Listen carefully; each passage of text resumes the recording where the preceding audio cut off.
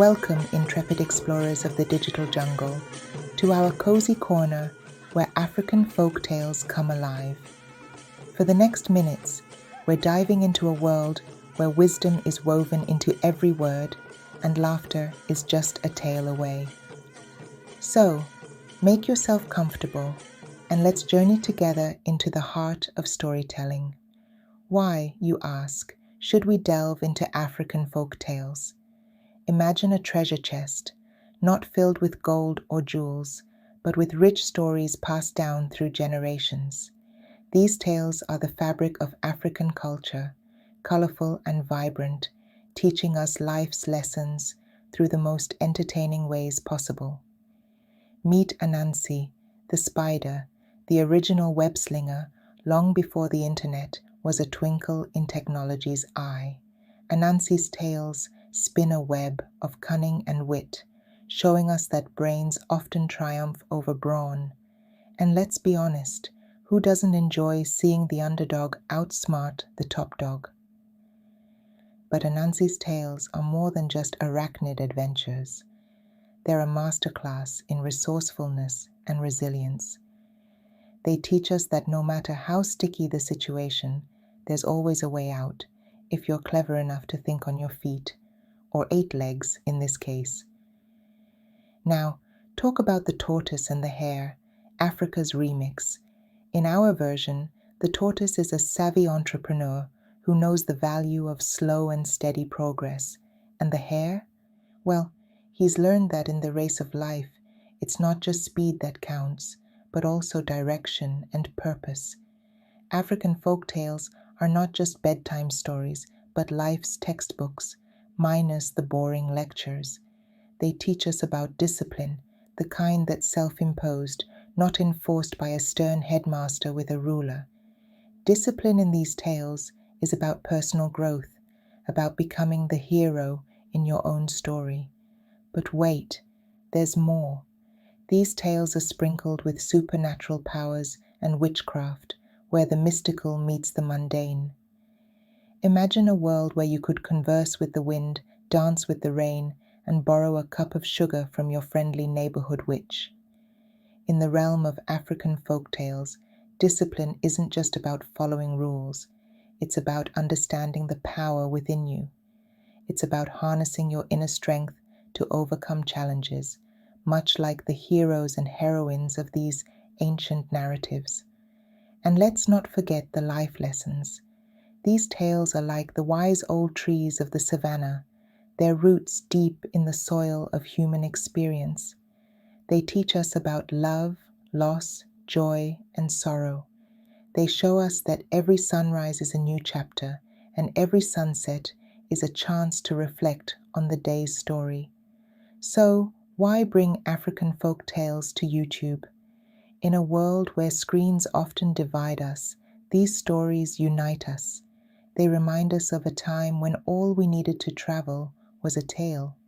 They encourage us to look beyond our differences and find the common threads that bind us all. As we continue with today's storytelling session, remember that African folk tales are not just relics of the past. They are beacons for the future. They inspire us to dream, to laugh, and to live fully. Thank you for joining me on this enchanting voyage. Until next time, keep the spirit of storytelling alive, and may your life be as rich and as varied as the tales we've shared. Now, dear listeners, let's continue to venture into the enchanted forests and mystical mountains of Africa, where magical creatures roam. These aren't your average beasts. They're the stuff of legends, the kind that make you question if you're awake or still dreaming. In the shadows of the baobab trees, you might catch a glimpse of the Adz, a shape-shifting creature that takes the form of a firefly. But don't let its twinkling light fool you. It holds secrets of the ancient world and tales of forgotten magic. Soar above the clouds with the majestic Impundulu, the lightning bird that summons storms with the flap of its wings. This creature is not just a weather forecaster, it's a symbol of power and the untamed spirit of the sky. but also tread softly by the riverbanks, for the Mami Wata might be near. Half human, half fish, these mermaids are Africa's guardians of water and wealth. They remind us that beauty and mystery flow in the same current. And let's not forget the Tokoloshe, the mischievous spirit that's as likely to play a prank on you as it is to bestow good fortune.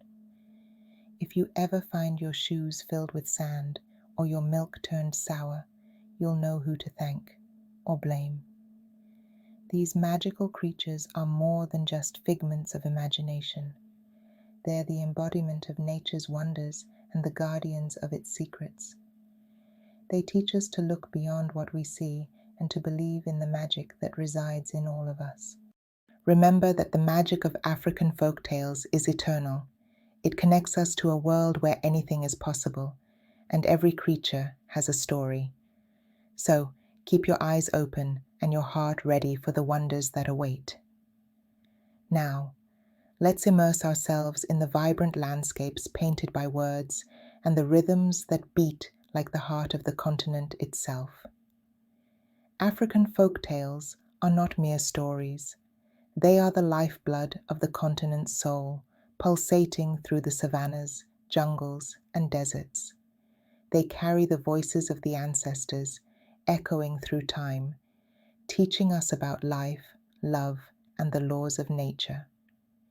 In these tales, every creature has its place, from the mighty elephants, whose memories are as long as their tusks, to the humble dung beetle, rolling its precious burden across the plains. Each character is a thread in the intricate tapestry of the ecosystem, a lesson in harmony and coexistence. Now, let's take a moment to appreciate the ingenuity of these stories.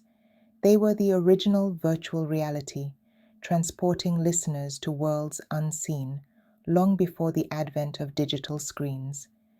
They were the first teachers, imparting knowledge without the confines of a classroom. Now, consider the tale of the baobab tree, which, according to legend, was planted upside down by the gods as a reminder that even in the upside down, there is a right side up. It's a story that teaches us about perspective, reminding us that sometimes we need to stand on our heads to see the world correctly. These tales are a celebration of diversity, a mosaic of languages, tribes, and traditions. Did you know that Africa is home to over 2,000 languages? Each one carries its own set of folk tales, like a library of oral history, rich and vast as the continent itself. And what of the supernatural? In the realm of African folk tales, the supernatural is not just a facet of the imagination. It is a vivid reality that intertwines with the fabric of everyday life.